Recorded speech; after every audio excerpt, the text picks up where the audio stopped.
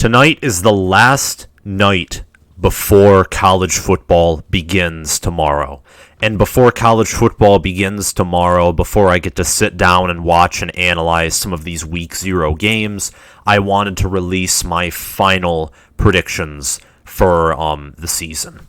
Playoffs, conference champions, conference records, bowl projections overall will come later, as I'm not well versed in those necessarily, but I do have a pretty good idea of who the top 4 are going to be and how they are going to be seeded, in my opinion. I've spent a lot of time on that, and one main topic involving the playoff is, will these two rematch?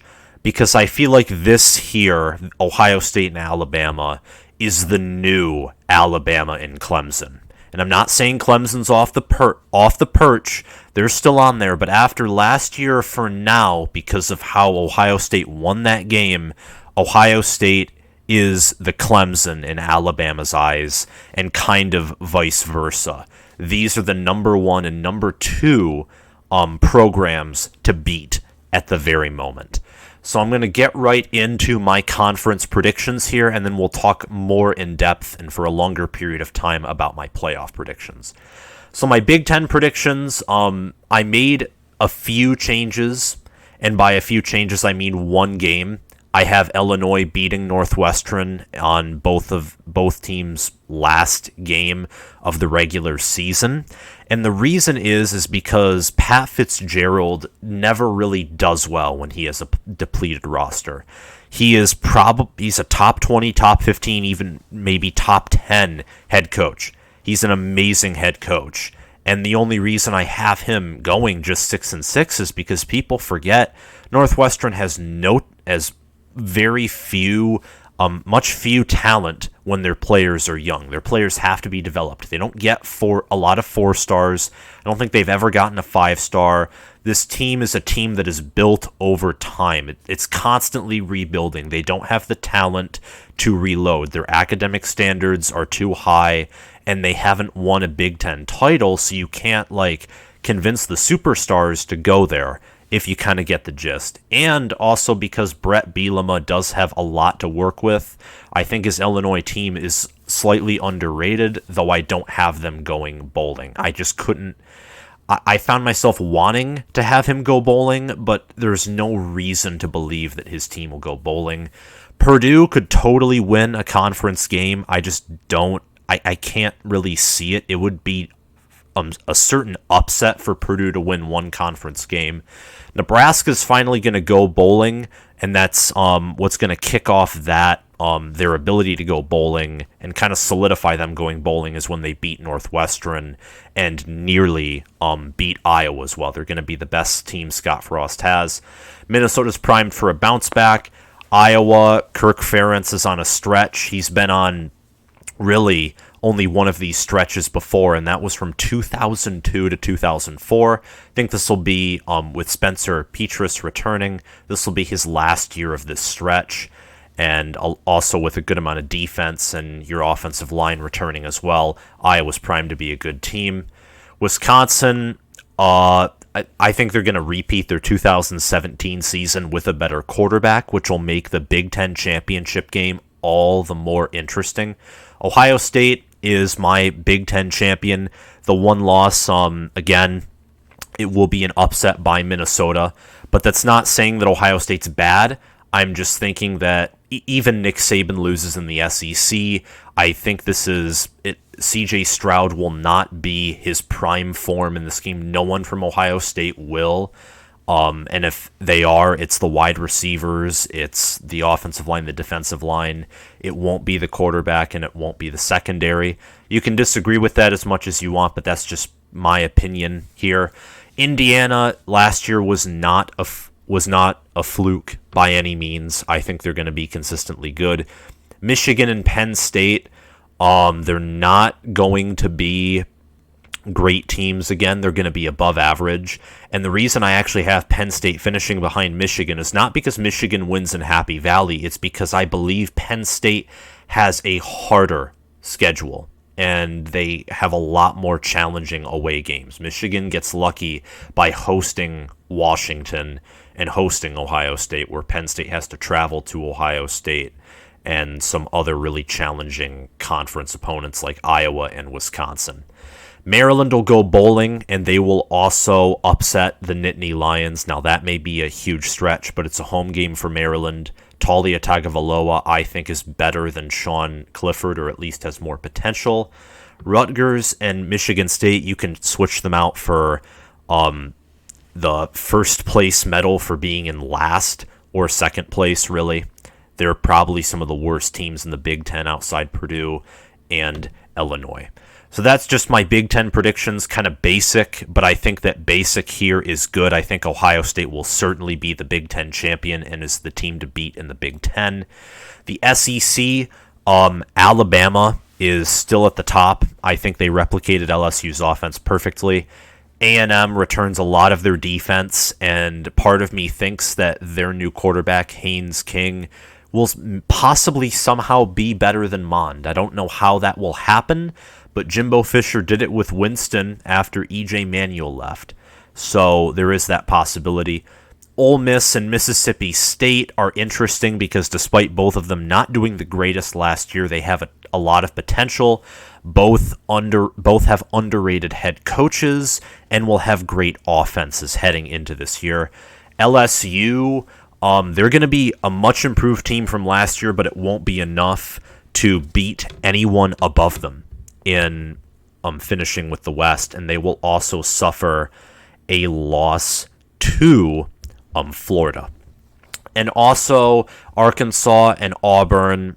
Auburn will have to really rebuild under Brian Harsin, and the disadvantage of Brian Harsin just coming to Auburn now is every other coach in the West has like a year or two of knowledge and experience ahead of him in the SEC. And the SEC is a lot tougher than the Mountain West. And being with Boise State, who is kind of a top dog, or has always been the top dog in the Mountain West, moving to Auburn, who's kind of been a middle-of-the-road team in the SEC, will be quite the shock, I think, in year one. Georgia and Florida are the teams to beat in the East. Georgia returns a good portion of their offense. JT Daniels, Zamir White, and plenty of others, George Pickens as well. And Florida, they lost a good portion of their offense. Georgia's defenses are always solid as well. That's them, and the offensive returning production is why I put them ahead of Florida. Kentucky always have solid defenses. Will Levis will be their best quarterback in ages, and I think they return a good portion of their offense as well. It'll help prime Mark Stoops for another breakout year. Missouri, very underrated team. Quarterback who's primed for a breakout as well. I don't think they'll be able to beat Kentucky, Florida, or Georgia. Tennessee's just stuck in sanctions. South Carolina and Vanderbilt are the bottom barrel, but I think South Carolina is in a better position than Vanderbilt pretty easily. After the SEC, you have the Big 12. In the Big 12, I'll probably get a lot of heat for having Kansas ahead of Baylor, but that's simply because I think Lance Leipold is, I think that's how you pronounce his name, is a better coach than Dave Aranda. And Dave Aranda's a really good DC, but he struggled mightily with a team that had what I would say is a decent amount of talent handed from Matt Rule, and he just kind of ruined it last year in the COVID season. Granted, that was a hard year for anyone who's a first-year head coach, but I think Baylor goes winless in conference. Kansas gets one win, but that's not impressive at all regardless. Kansas is still Kansas. It's just because Baylor's just bad. Texas Tech will go 5-7. Matt Wells lost Alan Bowman to Michigan and also lost a good portion of his defense and offense. Neil Brown and West Virginia, on the other hand, return a lot more, and that's why I have them ahead of Texas Tech and going bowling. Oklahoma State, Spencer Sanders returns, but Chuba Hubbard goes off to the NFL. A great portion of the defense returns, but air raid teams never have great defenses, and Oklahoma State under Gundy has definitely hit its ceiling. TCU is primed for a good year. Gary Patterson finally got past some of his losing records last year, and I think the uptrend will continue. Kansas State returns their quarterback, who he's coming off of an injury, but they return their quarterback and a good portion of the offense. And Chris Kleeman is, remind you, 2-0 against Oklahoma. And if that doesn't tell you that he's at least a good coach, I don't know what else will. I think Kansas State is primed to finally finish this season ranked. Texas under Steve Sarkisian in the long run will do better than Tom Herman. The question is, will they have random upsets they shouldn't have? I'm not anticipating they do on this record book, but in my brain, I kind of am. 9-3, while not being their true ceiling in a certain regard, is probably their actual ceiling, if you get the gist. Oklahoma and Iowa State will be tied for first. Oklahoma will lose to Iowa State, but Iowa State will lose to Kansas State, therefore being tied first, but Iowa State getting the number 1 seed in the Big 12 championship. And, Oklahoma will win that game after being beaten at home by Iowa State. My Big 12 champion is Oklahoma, and I think I forgot to mention that my SEC champion is Alabama, though you all definitely saw that one. My ACC predictions, I'd say are pretty baseline in a certain regard. North Carolina and Miami will be tied for first in the Coastal Division, but North Carolina will win that game. They have the home field advantage.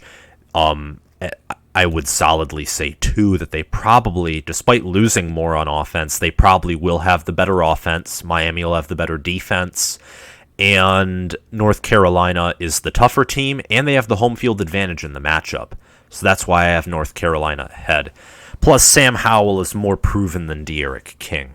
De'Aaron King will lead Miami to a 10-2 record, losing to North Carolina and Alabama, beating everyone else, probably getting them a New Year's Six Bowl berth.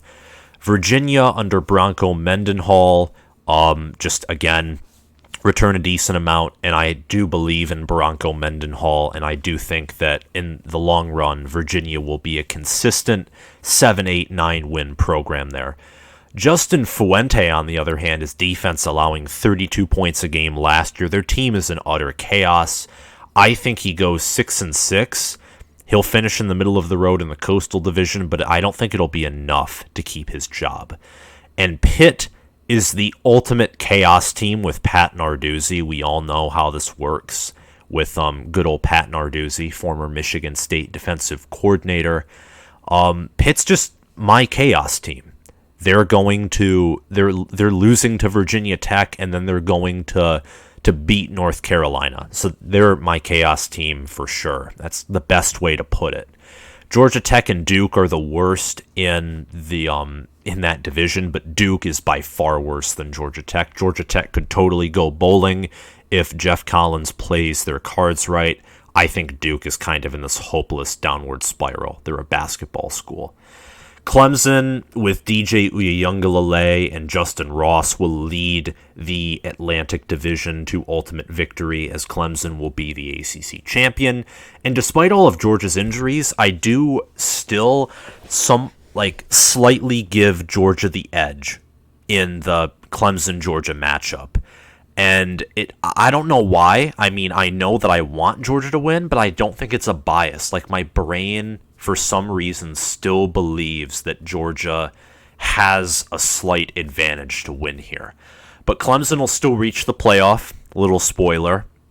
And NC State will nearly beat them in a home matchup versus Clemson, but Clemson with DJ Uiagalelei and Justin Ross will not let North Carolina State stop their march to the playoffs at all.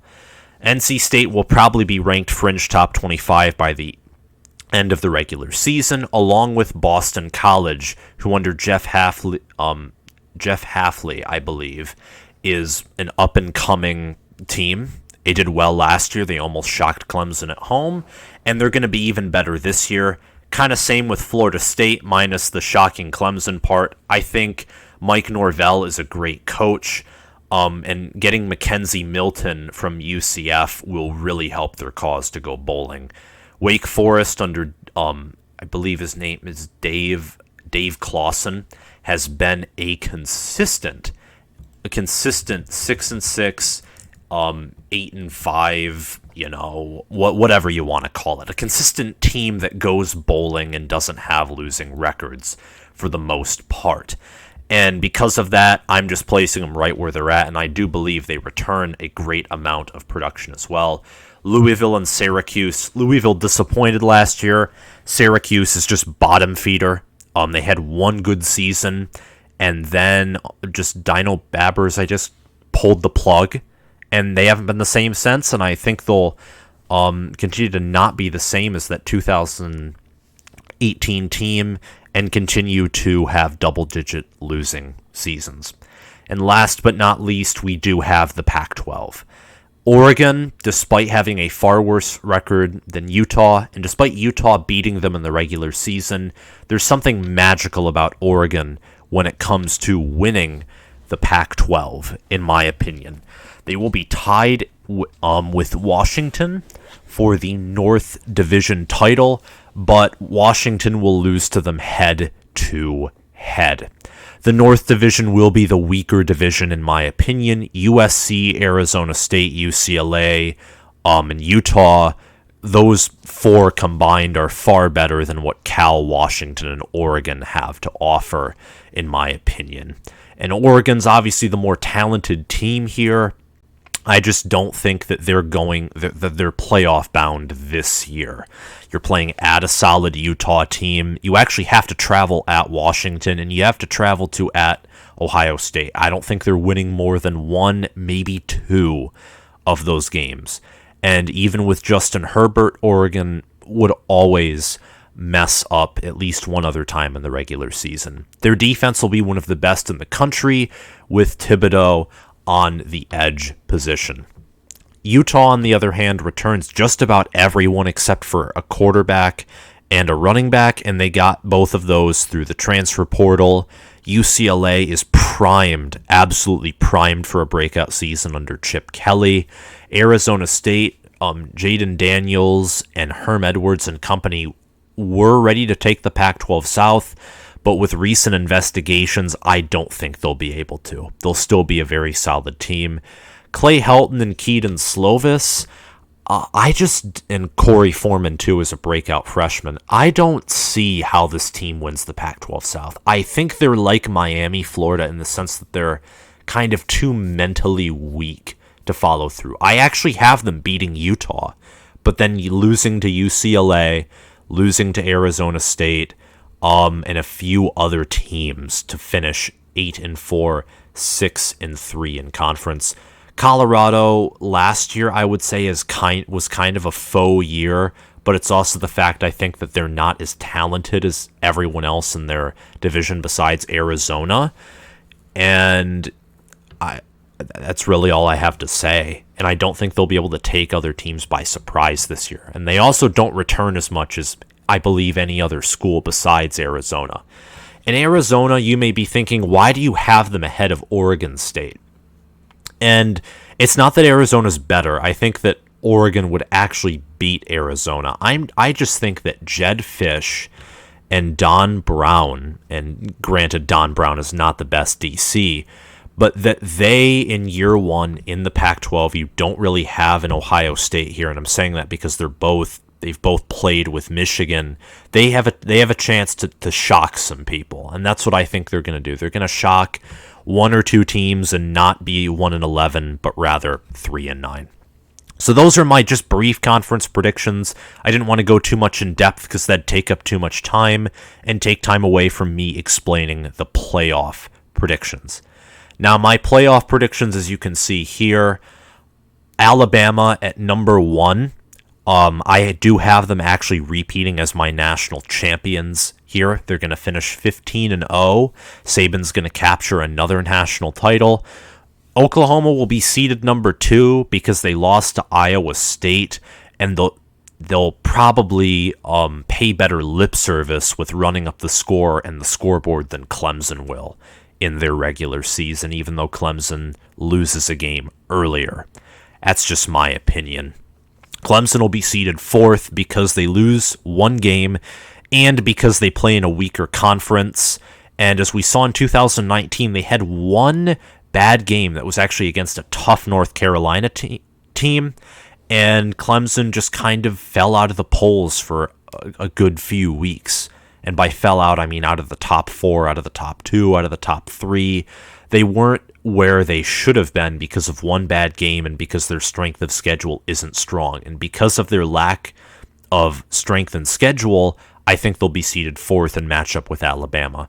Ohio State will be seeded lower than Clemson than like before championship week, but after defeating an undefeated Wisconsin, probably by a touchdown or more, Ohio State would jump Clemson in this case and match up with Oklahoma.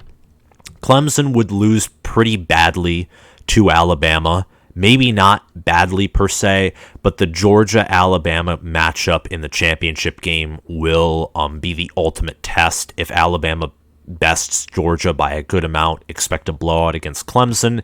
If it's a tough game, expect Clemson and Alabama to go back and forth until the fourth quarter when the victor is decided. And Ohio State and Oklahoma, in theory, has the better quarterback and the far better offense, but I look at Ohio State and Ryan Day and all of this, and as long as by the end of the year they're disciplined, have only one loss, and etc., like that's really the only two things they need, they will beat Oklahoma in a matchup. Oklahoma here has less talent than Ohio State, and if Ohio State gets to the playoff one more time this year by coaching rankings, I would say Ryan Day would be proven enough to hop over Lincoln Riley by one spot in the coaching rankings. So the national championship matchup will be Alabama and Ohio State is my prediction. Number 1 v. number 3. We all know that number 1 and number 2 don't always have the greatest spot. I think it's number 2 who has had the worst luck in winning the playoff. Number 4's won it before. Number 1, I think number 1 has won it. I don't even know at this point. Sorry, I shouldn't even be talking. But really, it's going to come down to these two teams. These two teams, I would not say in the preseason are the best in the country, but by the end of the year, I expect them to be the best in the country. That's all I have to say for today. If you like this video, like, subscribe, and hit that beautiful notification bell so you can get notified when I post more content. I'm really looking forward to tomorrow and the regular season. I'm going to be reporting regularly and just speaking my opinions on games and such and game results. I'm going to try to dedicate to watching games Saturdays, so I might not always be posting Saturdays. But let's say that Michigan upsets Ohio State on a Saturday, I'm definitely posting that night, or something crazy happens. That's all I have to say for today. Thanks for watching, and I'll see you around.